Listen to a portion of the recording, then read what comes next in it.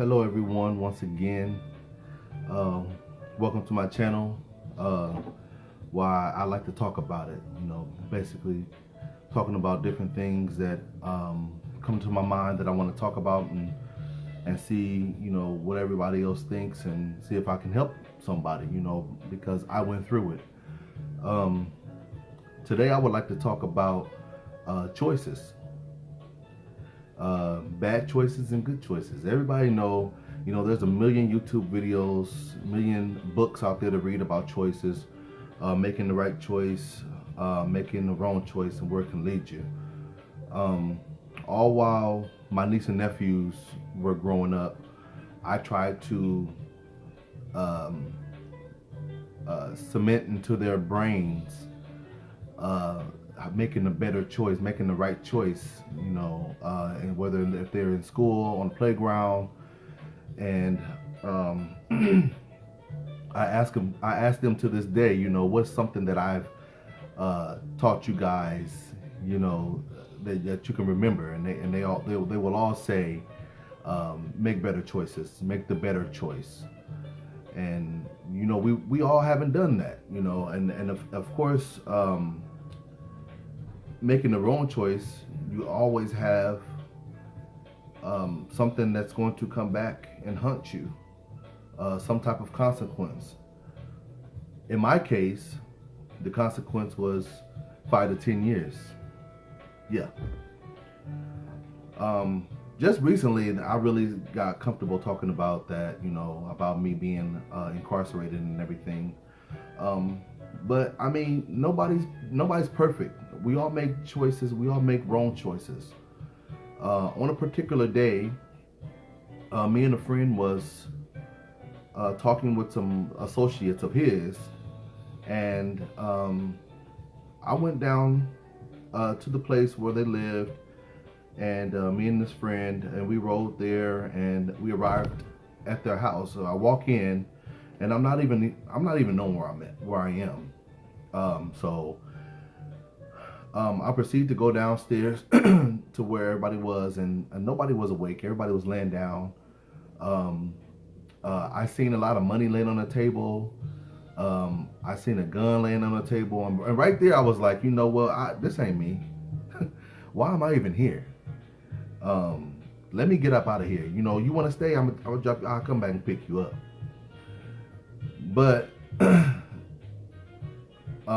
my friend, he wanted talked me into staying there, and I sat there for a minute, and as he talked to his associate, and so I don't know what came to my mind. I looked over to the table and I seen all this money. I'm like, well, what's that all about? Why do you have all this money just sitting there like that?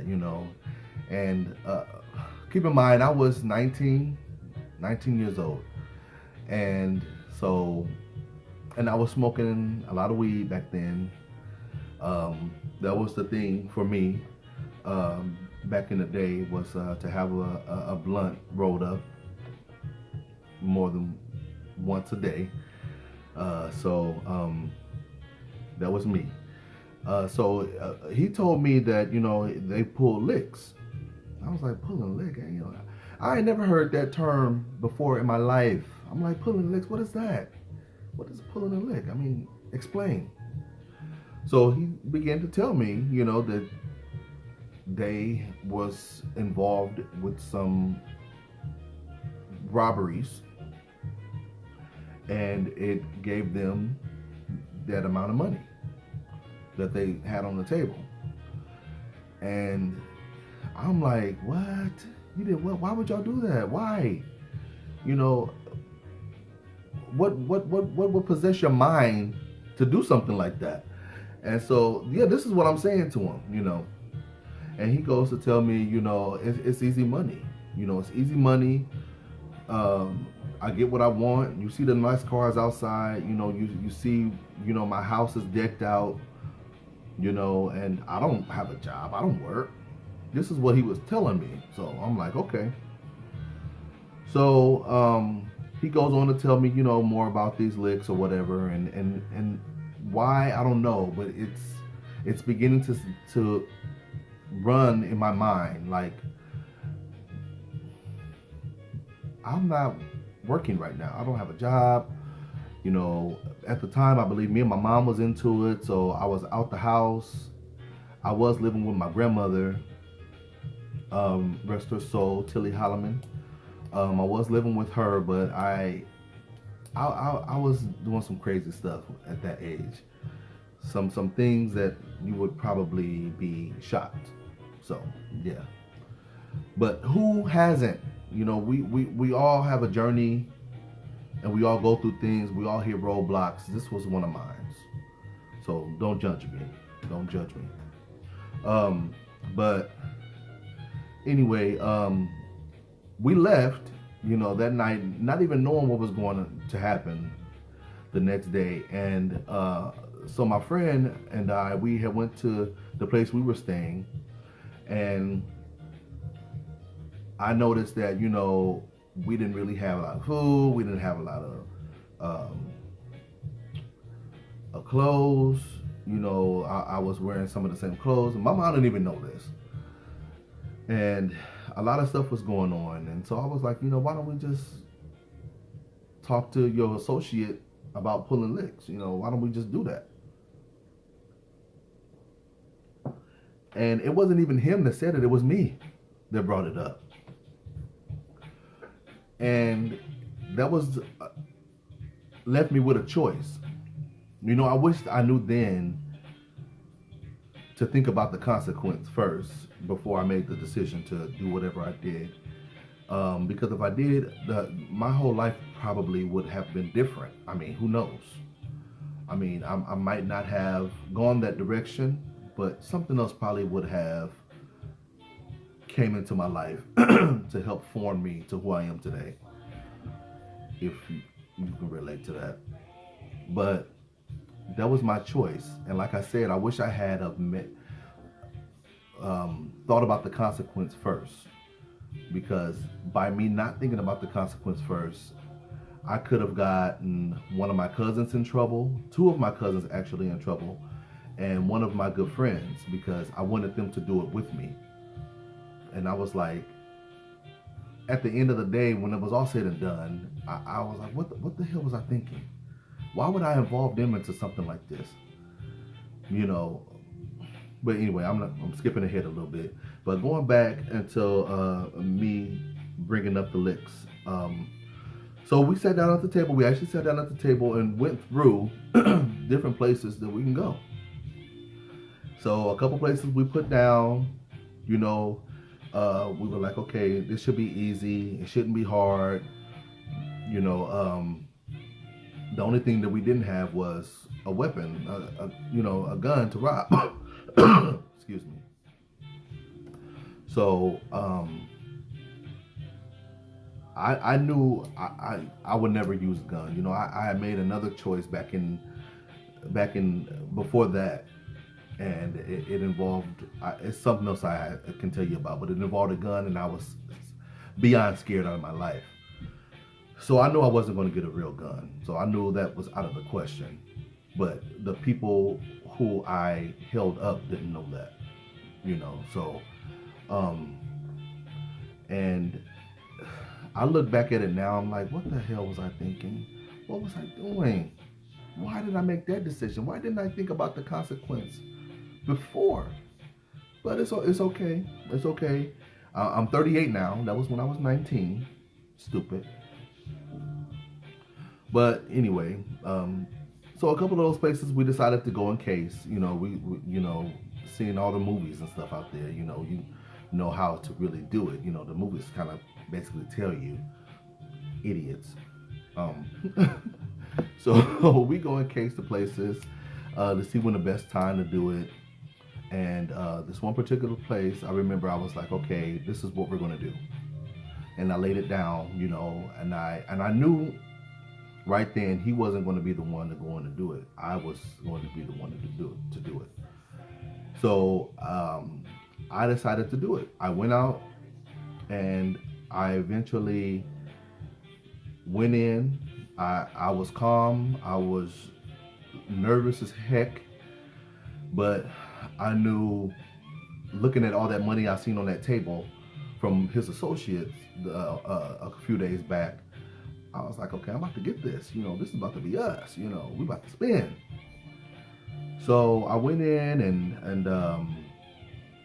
and I told the clerk or the guy behind the desk, hey, I'm holding you up. I'm robbing you. I want your money.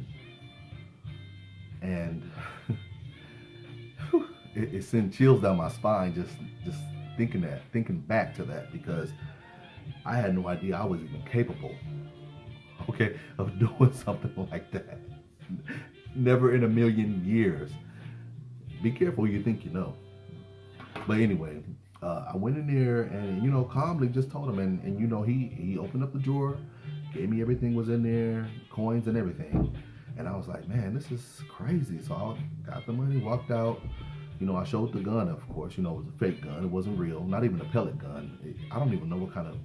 It was a store-bought gun, but it was fake as heck. It's not real. I was not intending to kill or harm anybody, but not knowing that I could have been harmed or killed, at the same time. These people ain't knowing that this is a fake gun.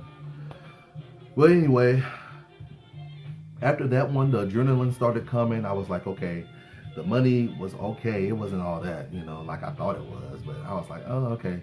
So that's when I had, I wanted to get my cousins involved. I'm not going to say no names, but I'm glad they denied. I'm glad they didn't want to do it, because they would have been in the same situation as I ended up in, and I would have felt horrible. Anyway, eventually we come up with this big list. I do it one more time, and the third time is when I knew it was something wrong. I knew it was something wrong because when I did it, I knew it was too many people outside. First of all, and thinking that I'm Queen Latifah or somebody on set it off. I'm big, bad, and bold. I don't care. I'm just gonna drive away, not knowing that it was people outside. And eventually, the police and stuff were called, and I ended up going to my mom's, because she called me one day and she was like, Alan, what's going on? I was like, what do you mean? And this is a couple days after the third one. She was like, the detectives are here. And I was like, what do you mean? And she said, they're looking at your car. And I'm like, well, I don't even have my car. It's a lot of stuff with, that I didn't know was going on, but they were watching me the whole time. And I was scared out of my mind. I didn't know what to do.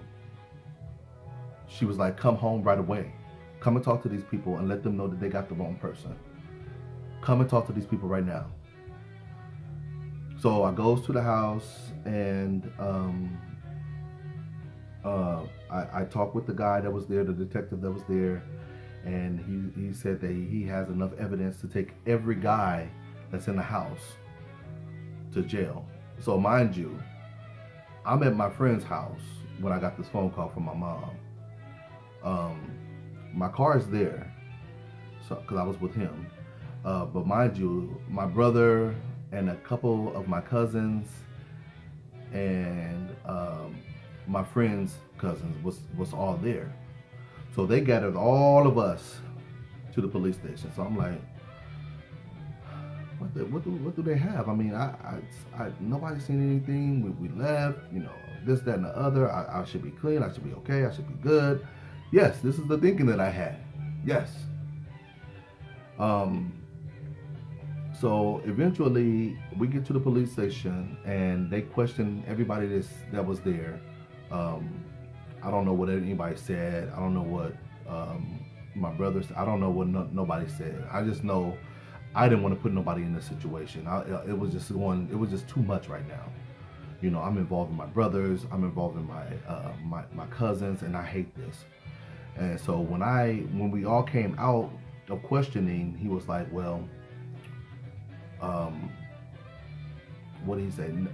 He said, well, there's enough evidence to book you guys. And he was like, I want you, and you. And he pointed at me, my friend, my brother, and my cousin to stay. And we were going to be locked up that night. And I looked at my brother and I was like, no. I was like, no, he can't. I was like, I can't do this to him. And he just started crying. And mind you, he was like 16 or 17. And I'm like, I'm not going to put my brother through this, or my cousin, I told the detectives, I said, it was me. I said, it was me. I did it.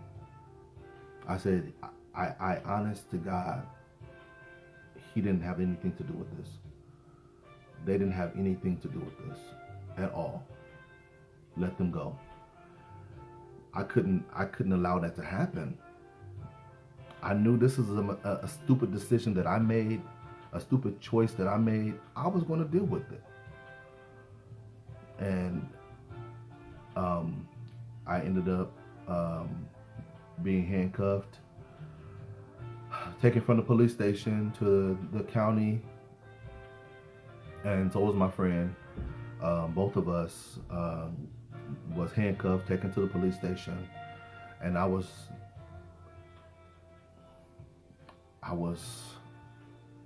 going through so many emotions at the time.